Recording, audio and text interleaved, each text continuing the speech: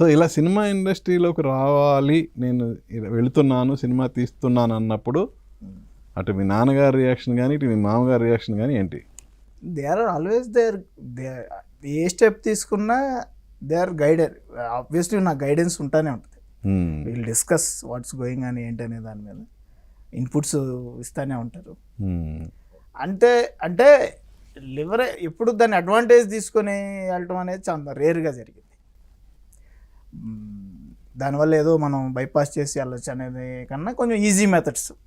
Okay, ఎవరైనా కలిసి మాట్లాడటానికి కొంచెం కంఫర్టబిలిటీ ఉండేది, కానీ but rest of the work అంతా కూడా ద సేమ్. చూసారా ఈ సినిమా వాళ్ళు? చూసాను. ఈ ఫైనల్ అవుట్పుట్ చూడలేదు, ఇంకా చూడలేదా? జస్ట్ డబ్బింగ్ అయిపోయిన తర్వాత ఒకసారి చూశారు. ఓకే, నేను ఫైనల్ అంతా అయిపోయిన తర్వాత చూపిస్తాను. ఏంటి ఫస్ట్ సినిమా అలా నిన్ను చేరి ఆ సినిమా చూసినప్పుడు వాళ్ళ రియాక్షన్ ఏంటి?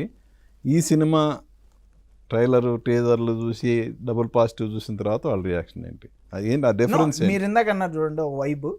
వాళ్ళకి టీజర్ ఫస్ట్ ఎప్పుడైతే ఇద్దరు చూశారో అక్కడ నుంచే they got the same vibe.